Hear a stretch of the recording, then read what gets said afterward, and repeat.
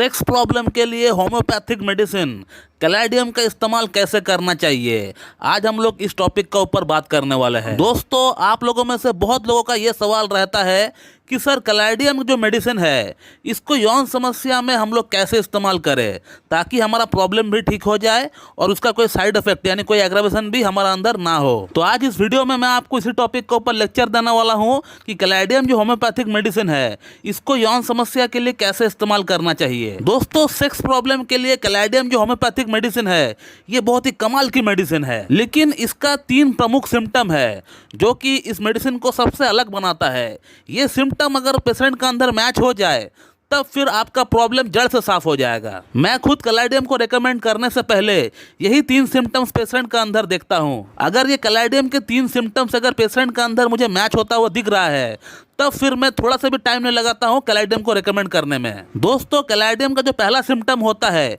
वो यही होता है कि कैलाडियम का जो पेशेंट है ये कुछ ना कुछ नशा करता है। गुटखा, बीड़ी, सिगरेट, तंबाकू, अल्कोहल इनको बहुत अच्छा लगता है। तो कैलाडियम का पेशेंट का अंदर हमेशा ये देखना होता है पहले कि पेशेंट कुछ इंटॉक्सिकेशन के साथ जुड़ा हुआ है या नहीं, पेशेंट का अंदर कुछ भी स्टिमुलेंट लेने का, कुछ भी नशा करने का हैबिट है या नहीं, ये हमें पहला देखना पड़ता है। और यहाँ पर मैं आपको एक बात क्लियर करना चाहूँगा कि नशा मतलब हमेशा ऐसा ही नहीं कि गुटखा, बीड़ी, सिगरेट, तम्बाकू, शराब को ही हम लोग नशा बोलेंगे। अगर पेशेंट बहुत ज़्यादा चाय पीता है या कॉफ़ी पीता है तो उसको भी हम लोग नशा के अंतर्गत ही देखेंगे। मैं अपना लाइफ में बहुत पेशेंट को देखा हूँ जो कि कोई भी नशा नहीं करता है लेकिन चाय पर चाय पीता है या कॉफ़ी पर कॉफ़ी पीता है, तो इसको भी हम लोग स्टिमुलेंट के अंदर ही देखेंगे। और अगला जो सिम्टम है कैलाडियम का, ये बहुत ही प्रोमिनेंट सिम्टम है। ये कैलाडियम को सबसे अलग करता है पूरी मैट्रिया मेडिका में। इसका पेशेंट जब रात को सोया हुआ रहता है या जब इनको हाफ स्लीप आया हुआ है या अर्ध निद्रा की अवस्था में जब होता है पेशेंट, तब उस पेशेंट का लिंग के अंदर बहुत ही बढ़िया कड़कपन आता है।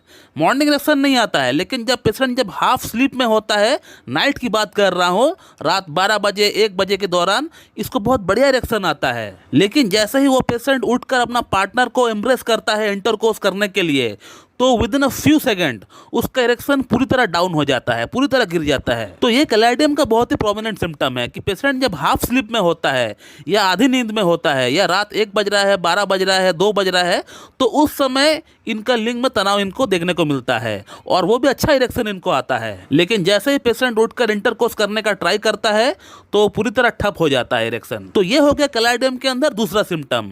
अब बात करते हैं लास्ट थर्ड सिम्टम की। दोस्तों, इसका जो थर्ड सिम्टम है इसका मेंटल स्टेट का ऊपर है। कैलाडियम का पेशेंट को भूलने की शिकायत बहुत ज्यादा होता है, इसको कुछ भी याद नहीं रहता है, ये अपना जिंदगी पूरी तरह भ्रम में जीता है। कैलाडियम का पेशेंट को यहाँ तक ये तक याद नहीं रहता है कि उसने आज का मेडिसिन खाया है कि नहीं। उसे इस बात को याद करने के लिए भी कि उसने आज मेडिसिन खाया है कि नहीं, इसे क्रॉस चेक करने के लिए भी उस मेडिसिन का बॉक्स को खोलना पड़ता है और अपना माइंड को रिकॉल करना पड़ता है। तब जाकर थोड़ा बहुत याद भी आता है, लेकिन वो भी धुंधला सा याद आता है, इनको हल्का सा याद आता है, पूरी तरह याद नहीं आता है। तो कैलाडियम का पेशेंट एक नंबर का भुलक्कड़ होता है, इनका याददाश्त पूरी तरह एकदम खराब हो चुका होता है। तो अगर ये 3 सिम्टम किसी एक पेशेंट के अंदर अगर मैच हो जाए तब मैं कैलाडियम को रेकमेंड करने से बिल्कुल भी सोचता नहीं हूँ, with in a few second में रेकमेंड कर देता हूँ। और इन रिटर्न में ये देखता हूँ कि क्रॉनिक से क्रॉनिक इरेक्टाइल डिसफंक्शन का प्रॉब्लम, लो लिबिडो की प्रॉब्लम, लो ऑर्गेज्म की प्रॉब्लम, टाइमिंग की प्रॉब्लम, ये अपने आप ठीक कर देती है। इतना क्षमता रखता है ये मेडिसिन। एक छोटी सी मेडिसिन है लेकिन कमाल की मेडिसिन है। अब सवाल ये आता है कि इसको यूज कैसे करना चाहिए।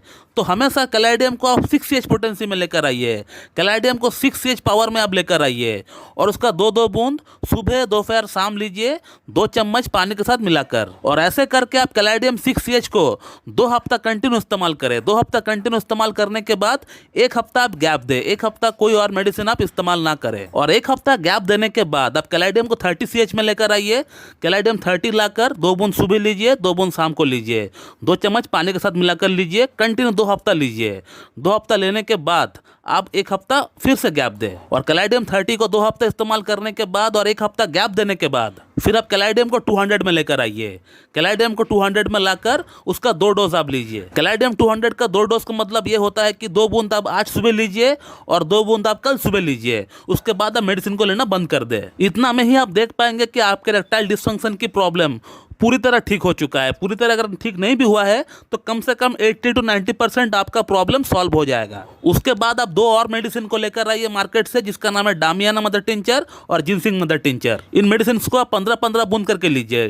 सपोज डामियाना को सुबह और शाम लेते हैं तो जिनसिंग को दोपहर को और रात को लीजिए। 15-15 बूंद करके लीजिए, हाफ कप पानी के साथ मिलाकर पी लीजिए। और ऐसे ही करके जिनसिंग और डामियाना को आपको कम से कम 3 महीना कंटिन्यू इस्तेमाल करना है, लगातार आपको इस्तेमाल करना है। तो दोस्तों मैं इस वीडियो को यहीं पे एंड करता हूं। अगर आप लोग इस टॉपिक के रिगार्डिंग कोई सवाल है तो इस वीडियो कमेंट बॉक्स में आप कमेंट करिए, आपको वहां पर रिप्लाई दे दिया जाएगा। So thank you very much and have a good day.